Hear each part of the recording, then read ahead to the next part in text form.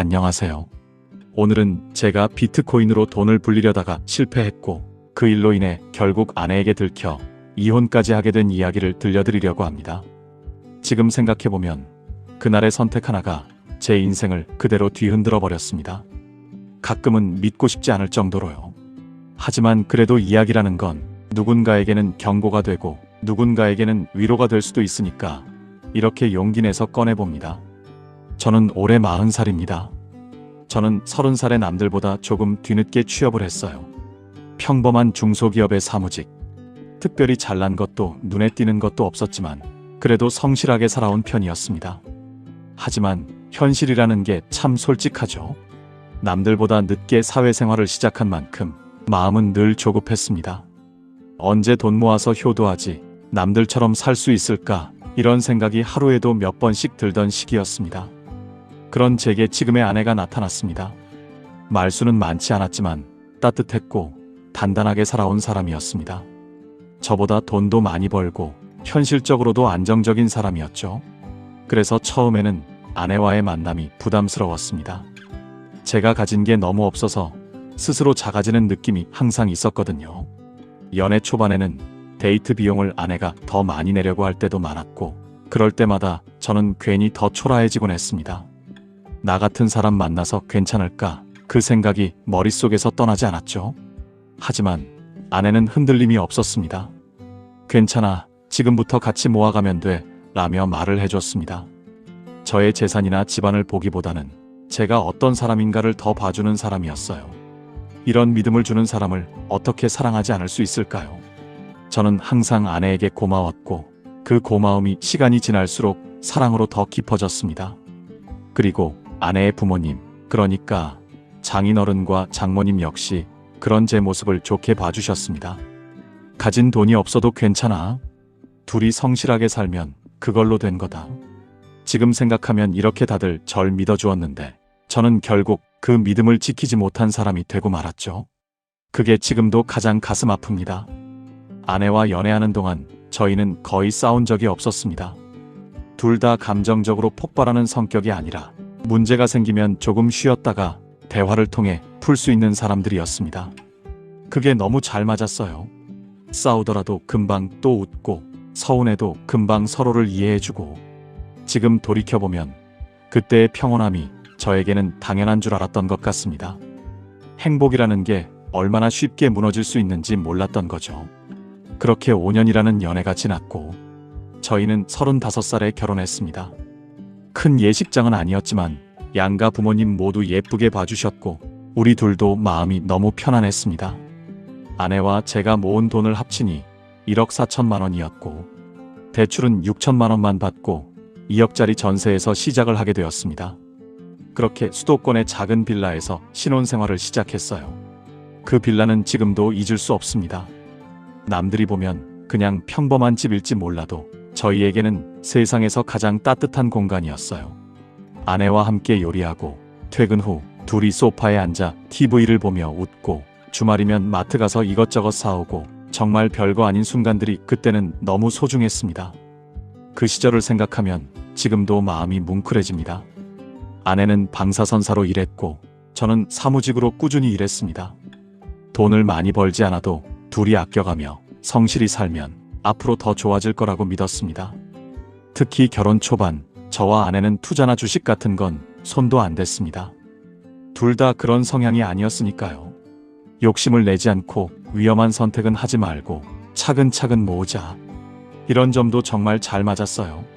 서로 돈 때문에 스트레스 받을 일이 없었습니다. 정말 평화로운 부부였습니다.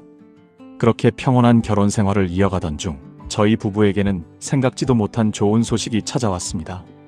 저와 아내, 그리고 장인 장모님은 한 달에 한 번 정도는 꼭 식사를 하며 친구처럼 지내는 사이였습니다. 특별한 날도 아니었어요. 그냥 평범한 어느 날 평소처럼 밥을 먹고 있는데 장인어른께서 갑자기 제게 말씀하셨습니다. 그동안 우리 딸하고 잘 살아줘서 고마워. 앞으로도 지금처럼만 살면 우리는 더 바랄 게 없겠다. 그 말이 전 정말 마음이 따뜻해졌습니다.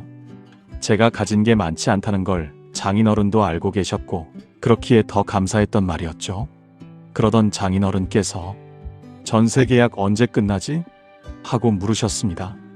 저와 아내는 이제 1년 조금 남았습니다. 라고 대답했고, 당시 저희는 그 빌라에 거주한 지 3년 정도가 되어가던 때였습니다. 그러자 장인어른께서 잠시 고민하시더니 이런 말을 꺼내셨습니다. 사실 처음부터 집을 해주고 싶었다. 근데 사위하고 우리 딸이 얼마나 잘 사는지 먼저 보고 싶었어. 이제 마음이 놓이니 너희 집을 하나 해주고 싶다. 저는 순간 귀를 의심했습니다. 얼떨떨해서 아닙니다, 아버님. 정말 괜찮습니다. 이런 말만 반복했습니다. 하지만 장인어른은 하이닉스 장기 투자를 하셔서 비상금처럼 따로 모아둔 돈이 있으니 걱정하지 말라고 하셨습니다. 그리고 그중 일부를 팔아서 3억 정도 너희한테 줄 테니 그 예산으로 아파트를 마련해라. 이제는 좀 편하게 살아. 그 말을 들은 순간 저와 아내는 말 그대로 세상을 얻은 기분이었습니다. 이제 더 이상 이사를 다닐 필요도 없고 우리 이름으로 된 집이 생긴다는 사실이 현실 같지 않았습니다. 그 다음 날 저희는 바로 집주인에게 말했고, 운 좋게도 계약 만료 전에 새로운 세입자가 들어오기로 했습니다. 30대 초반 부부였고 저희가 살던 그대로 전세를 이어받아 줬습니다. 전세금은 2억 그대로 돌려받았고 4년 동안 갚아오던 전세 대출도 모두 정리해서 저희 손에 온전히 2억이 남았습니다. 여기에 장인어른이 3억 3천을 보태주셔서 저희 부부는 3억 3천만 원짜리 아파트를 매매하게 됐습니다. 이사 준비를 하면서 부동산 중개 수수료, 오래된 가구랑 소파를 새로 바꾸는 비용까지 정리하고 나니 현금 1억 7천만 원 정도가 손에 남았습니다. 이 돈은 저희 둘 다 절대 손대지 말자고 약속했습니다.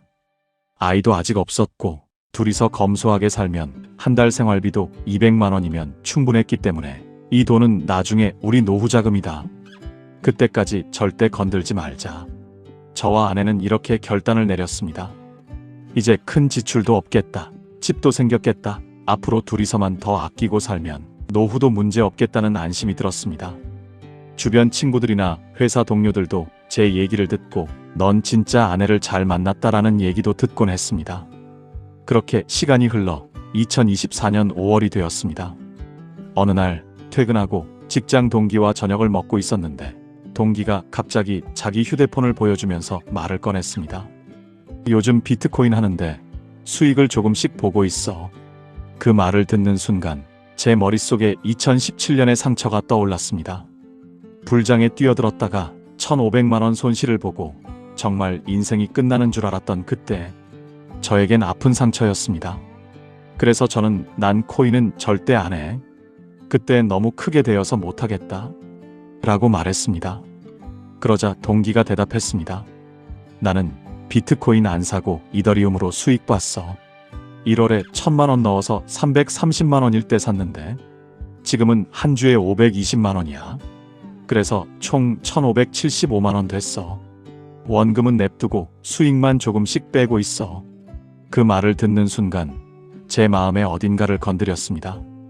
동기는 원래 주식이랑 코인을 꾸준히 하던 사람이었고 주식은 장기로 묻어두고 코인으로 단타로 하면서 수익을 조금씩 쌓고 있다고 했습니다. 그러면서 소액으로 하면 괜찮아. 요즘 다들 재테크 하는데 안 하면 손해야.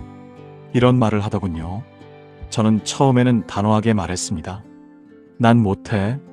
게다가 여유자금도 없어. 왜냐하면 저희 부부는 월급을 같이 모았고 돈을 쓸 때도 서로가 다 볼 수 있는 구조였기 때문에 제가 투자를 하려면 방법은 신용대출이나 마이너스 통장을 만드는 것밖에 없었습니다. 시간이 더 지날수록 동기는 계속 수익 이야기를 했고 그 말들이 점점 제 마음을 흔들었습니다. 과거의 실패를 이번엔 성공으로 바꾸고 싶다는 묘한 욕망이 깨어났습니다. 나도 한 번쯤은 성공하고 싶다. 나도 아내에게 뭔가 해주고 싶다. 그런 생각들이 조금씩 자라기 시작했습니다.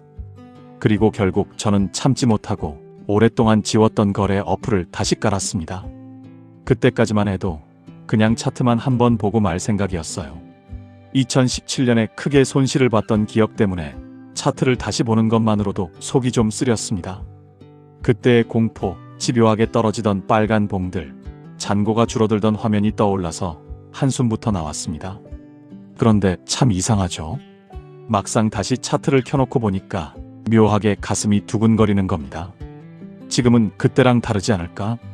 이번에는 제대로 할 수 있지 않을까? 그런 생각이 자꾸만 올라왔습니다. 처음에는 진짜로 보기만 했습니다. 오늘은 그냥 구경만 하자 마음을 달래가며 비트코인, 이더리움, 리플 차트를 번갈아가며 눌러봤습니다. 하지만 며칠 동안 계속 차트만 보다 보니 어느 순간부터는 나도 다시 해볼까? 라는 생각이 조금씩 고개를 들기 시작했습니다. 그리고 저는 결국 선을 넘고 말았습니다. 아내 몰래 카카오뱅크 마이너스 통장 2천만원, 토스뱅크 마이너스 통장 2천만원, 총 4천만원을 대출받았습니다. 그때 저는 스스로를 이렇게 합리화했습니다. 한 번에 다 넣지 말고 분할로 천천히 들어가면 리스크는 줄어들 거야. 게다가 메이저 코인만 하면 괜찮겠지. 이번엔 진짜 제대로만 하면 된다. 조금만 먹고 빠지자. 그리고 다시 시작했습니다. 한 번은 실패했지만 이번엔 제대로 해보자며 메이저 코인만 하기로 다짐했습니다. 비트코인, 이더리움, 리플 정도만요. 그렇게 2024년 7월 7일 이더리움이 439만원일 때 2천만원을 매수했습니다. 약 4.5개 정도였죠. 그때만 해도 저는 저점이라고 확신했습니다. 대출이긴 했지만 그래도 타점은 좋다며 스스로를 위로하고 있었죠. 이더리움을 매수하고 나서부터는 하루 종일 차트를 보게 됐습니다. 오르고 내리는 캔들 하나하나에 제 심장도 같이 오르락내리락 했습니다. 2천만원이라는 큰 돈이 들어가 있으니 신경을 안 쓸 수가 없더군요. 출근해서도 쉬는 시간마다 폰을 꺼내서 차트를 봤고 점심시간에도 밥보다 가격이 더 눈에 들어왔습니다. 퇴근길 지하철에서도 집에 와서 씻기 전에도 아내가 옆에서 TV를 보고 있어도 제 시선은 항상 휴대폰 화면에 꽂혀 있었습니다. 아내가 그런 저를 볼 때마다 당신 요즘 뭐 봐? 이렇게 질문을 해올 땐 저는 대충 핑계대며 넘어가기 바빴습니다. 그렇게 어느새 15일이 지나 있었습니다. 날짜는 7월 22일이 되었고 이더리움은 한 주에 496만원까지 올라가 있었습니다. 이번엔 성공이었죠. 기분이 미칠 듯이 좋았습니다. 영원한 실패는 없구나, 역시 되는구나 라며 생각을 했습니다. 제 계좌는 약 232만원 정도의 수익을 보여주고 있었습니다. 원금 2천만원에서 약 11% 정도, 적당히 만족하고 빠질 수 있는 그 정도의 수익이었죠. 솔직히 이때 그냥 익절하고 빠졌다면 아무 일도 일어나지 않았을 겁니다. 지금 이 영상을 보고 계신 분들도 아마 제 마음을 어느 정도는 이해하실 거예요. 수익이 조금씩 나기 시작하니까 그때부터 문제가 시작됐습니다. 여기서 멈추면 아깝지 않나? 조금만 더, 딱 한 번만 더. 욕심이 고개를 들기 시작했습니다. 결국 저는 익절 대신 추가 매수를 하기로 선택했습니다. 그리고 남은 다시 2천만원을 이더리움에 넣었습니다. 총 8.59개의 이더리움, 6개월 뒤엔 올라 있겠지? 그땐 수익률 대박이겠다라고 생각하며 행복한 상상을 했습니다. 그때까지만 해도 정말 그렇게 생각했어요. 그리고 또 다시 시간이 흘렀고 8월 2일 행복할 줄 알았던 투자는 그날부터 꼬이기 시작했습니다. 이더리움은 하락빔이라고 부르는 급락을 맞았습니다. 처음에는 시간 지나면 올라오겠지, 메이저니까 버티면 된다. 저는 이렇게 생각했습니다. 하지만 현실은 제 생각대로 흘러가지 않았습니다. 단 5일 만에 이더리움은 330만원까지 떨어졌습니다. 제 계좌는 마이너스 1166만원. 저는 패닉에 빠졌습니다. 손은 덜덜 떨렸고 식은땀은 등줄기를 타고 흘러내렸습니다. 그렇게 저는 밤새 한숨도 잠을 못 자고 회사에 출근을 했습니다. 동기에게 말하자 그는 오히려 걱정한 표정으로 말했습니다. 왜 대출로 했냐? 소액만 하랬잖아. 저는 그제야 정신이 번쩍 들면서 잘못됐다라는 것을 실감하기 시작했습니다. 하지만 이미 돌이킬 수 없었습니다. 아내에게 말해야 할지 생각했지만 아내가 받을 충격이 너무 커 차마 말을 꺼낼 수 없었습니다. 그래서 버티기로 했습니다. 조금만 버티면 올라오겠지. 문제는 손실이 나고 나서부터는 잠을 거의 자지 못하는 날들이 이어졌습니다. 아내는 제가 잠을 설치는지 궁금해했지만 저는 끝까지 숨겼습니다. 그리고 결국 3개월 동안 오르락내리락 하더니 11월 1일까지 계속 제 멘탈을 갉아먹었습니다. 최대한 버텨봤지만 저는 불안감에 더 이상 버틸 수 없게 되었고 결국 아내에게 모든 걸 털어놓았습니다. 그동안 숨기고 둘러대고 괜찮은 척하며 버텨왔던 것들, 그게 전부 한순간에 무너져 내렸습니다. 아내는 처음엔 말을 잇지 못했습니다. 충격을 넘어서 정말 절망에 가까운 표정을 짓고 있었습니다. 대출을 받아서 그 큰 돈을 나 몰래 투자했다고? 아내는 한참 동안 저를 바라보더니 조용히 말했습니다. 이제 신뢰가 깨졌어. 그 말이 제 가슴을 그대로 찔렀습니다. 맞는 말이었고 저는 반박할 수도 변명할 수도 없었습니다. 그동안의 행동이 그 한마디에 전부 설명돼 버렸으니까요. 저는 그제야 제 계좌를 보여줄 수밖에 없었습니다. 숨길 것도 없고 변명할 여지도 없는 상황이었으니까요. 마이너스인 통장 잔고, 그리고 마이너스인 거래 내역, 떨어질 대로 떨어진 차트, 그리고 제가 얼마나 무모했는지 그대로 드러나는 기록들. 아내는 그 화면을 한참 동안 보고 있었습니다. 아무 말도 하지 않았고 표정은 점점 굳어져 갔습니다. 아내는 당장이라도 팔라고 했습니다.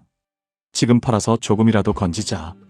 하지만 저는 조금만 더 기다리면 올라올 거니까 우리 여유자금으로 마통 먼저 갚아주고 추가 매수해서 평단 낮추면 안 되겠냐고 부탁을 했습니다. 아내에게 미안하긴 했지만 동시에 제 정신은 이더리움 복구를 꼭 해야 한다는 생각만 가득 차 있었습니다. 아내에게 차트 흐름까지 설명을 하면서 설득을 했습니다. 아내는 말했습니다. 당신 지금 미친 것 같다며 얘기를 했고 저의 요청을 단호하게 거절했습니다. 결국 내린 결론은 당장 이더리움을 모두 팔고 손실분만 아내가 도와주겠다는 것이었습니다. 그리고 이어진 말. 신뢰가 깨졌으니 우리는 이제 이혼해야 할 것 같아. 그 말을 듣는 순간 제 다리가 풀렸습니다. 아내는 말했습니다. 만약 이번에 잘 됐으면 나중엔 더 큰 돈을 했을 거야. 그게 더 무섭고 더 위험한 거야. 저는 무릎을 꿇고 잘못했다고 빌었습니다. 하지만 아내는 저를 보지 않았습니다. 그리고 2024년 12월 저희는 결국 이혼했습니다. 지금 생각하면 웃긴 얘기일 수도 있습니다. 조금만 더 가지고 있었으면 수익이 났을 텐데. 2025년 7월 기준 이더리움은 한 주에 620만 원까지 갔으니까요. 하지만 이건 어디까지나 결과론적인 이야기고 저는 결혼한 사람으로서 아내 몰래 대출을 받고 투자를 했다는 그 자체가 이미 잘못된 선택이었습니다. 지금 저는 혼자 투룸에서 살며 그때의 선택들을 후회하고 살아갑니다. 결국 저의 욕심이 모든 것을 망쳤습니다. 혹시 결혼하신 분들이라면 꼭 기억해 주세요. 여유자금으로 하는 투자는 괜찮지만 배우자 몰래 대출을 받거나 생활비나 공금을 건드리는 투자는 언젠가 반드시 큰 화를 부릅니다. 저는 결국 모든 것을 잃었지만 여러분은 꼭 저처럼 되지 않으시길 바랍니다. 시청해 주셔서 감사합니다.